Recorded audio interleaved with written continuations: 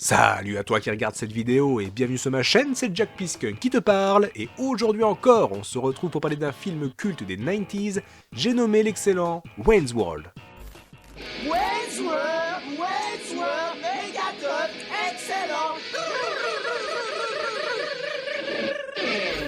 Wayne's World, ou dans sa version québécoise Le Monde selon Wayne, est un film humoristique sorti en 1992 en France et réalisé par Penelope Siris, une réalisatrice qui n'a pas eu beaucoup de grands chefs-d'œuvre dans sa carrière.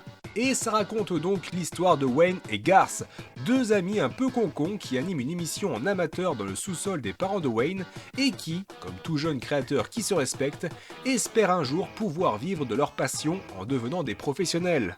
Le hasard fait que Benjamin, un producteur télé, tombe un jour sur leur émission et voit en eux un potentiel pour attirer un jeune public devant les écrans, une façon romancée pour dire qu'il a trouvé là un bon filon pour se faire encore plus de fric. Au même moment, tout ce beau monde rencontre la charmante Cassandra, une chanteuse et bassiste talentueuse qui rêve aussi de passer pro, et tombe petit à petit sous le charme de Wayne. Mais c'est sans compter sur Benjamin le Fourbe qui veut le beurre, l'argent du beurre et le cul de la chinoise, et va donc se servir de son pouvoir pour essayer de pécho la donzelle. Va donc s'en suivre des histoires d'amour et d'amitié, des trahisons, des remises en question, mais surtout des blagues bien débiles avec un humour très adolescent. Parce que oui, nos jeunes héros ne sont pas les couteaux les plus aiguisés du tiroir, et même s'ils ne sont pas naïfs, faut reconnaître qu'ils ne se prennent jamais vraiment au sérieux. Et c'est là justement un des points forts du film, les blagues s'enchaînent non-stop, et que ce soit par des répliques devenues cultes ou la tête d'idiot des personnages, on ne peut s'empêcher de rire face à leurs conneries. T'as bientôt fini parce que j'en ai marre de la tenir. C'est elle qui dit ça?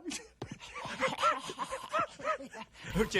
Et les répliques justement font mouche, et c'est grâce notamment au travail d'adaptation d'Alain Chabat et de Dominique Farrugia, deux membres légendaires du groupe de Les Nuls, une bande d'humoristes bien connue des années 90 chez Canal+. Faut dire aussi que Mac Myers et Dana Carvey, les acteurs respectifs de Wayne et Garth, jouent ici un rôle sur mesure puisque de base, Wayne's World est un sketch récurrent du Saturday Night Live en Amérique, et sont donc habitués à jouer de jeunes idiots à l'écran. That's all the time we have for this week. Until then, party on, Garth. Party on, Wayne. Where's Will? Where's Will? Party time.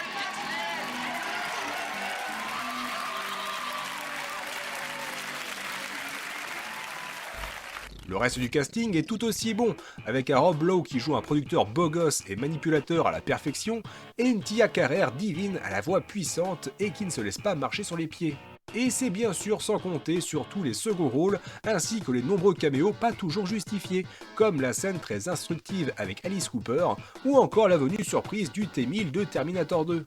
Et côté VF, on est aussi gâté avec les voix d'Emmanuel Curtil dans le rôle de Wayne, et surtout connu pour être la voix française de Jim Carrey, Michel Didim qui joue un Garth bien en décalage avec le monde qui l'entoure, Eric Herson Macarel que je trouve par contre un peu faiblard et vachement plat dans le rôle de Benjamin, et enfin Mike Dara qui sera derrière le personnage de Cassandra pour les parties parlées.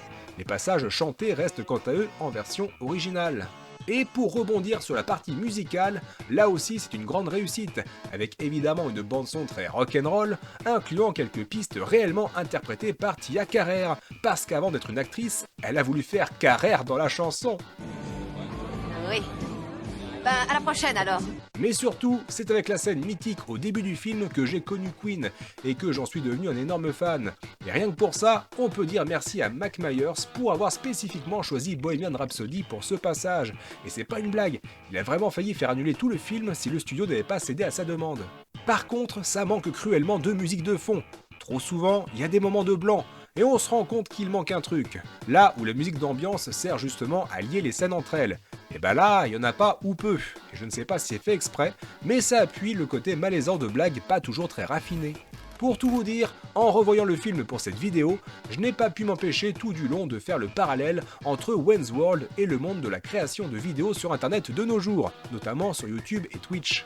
En effet, regardez bien, dans les deux cas, on a souvent des jeunes gens qui démarrent à partir de rien, avec du matériel bancal et des rêves plein la tête.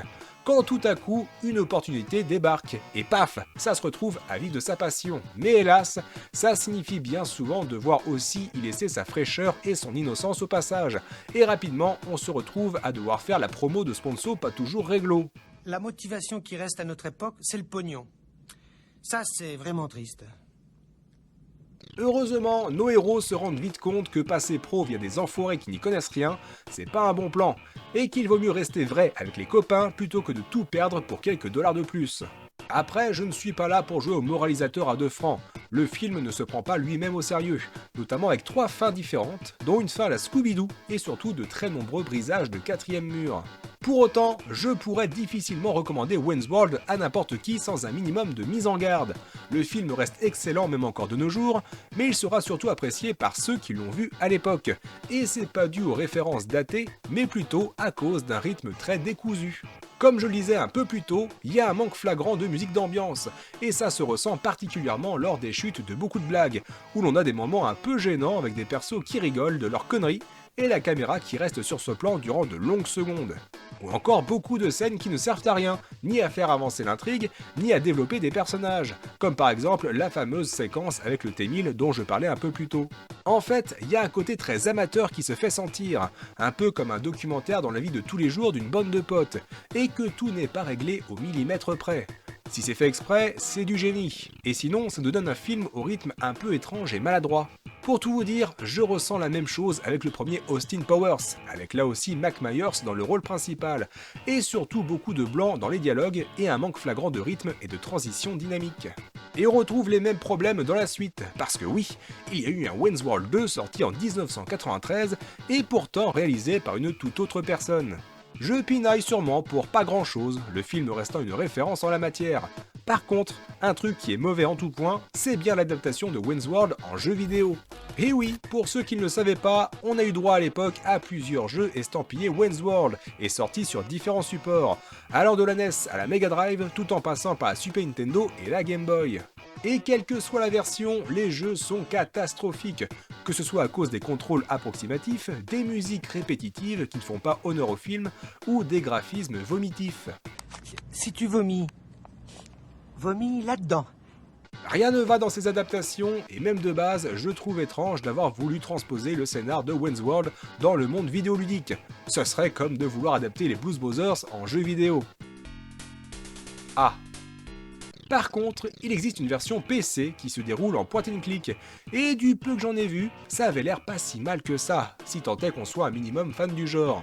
Et pour rester dans le domaine du jeu vidéo, voici un fait amusant. On peut voir brièvement une version prototype de Marble Zone de Sonic 1, ici durant l'encart publicitaire, et ça se reconnaît grâce aux espèces d'ovnis qui ne sont pas présents dans la version finale.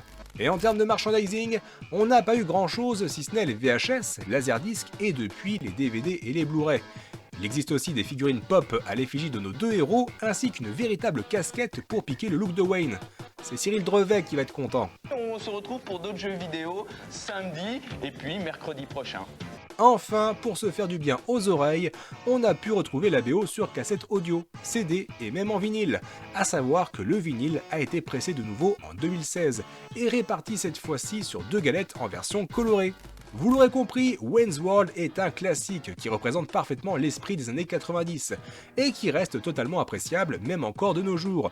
Je vous recommande chaudement de louer la VHS, d'amener 2-3 copains autour d'une bonne pizza et vous avez là la formule idéale pour passer une bonne soirée. Sur ce, prenez soin de vous et à bientôt pour encore plus de rétro. Ciao!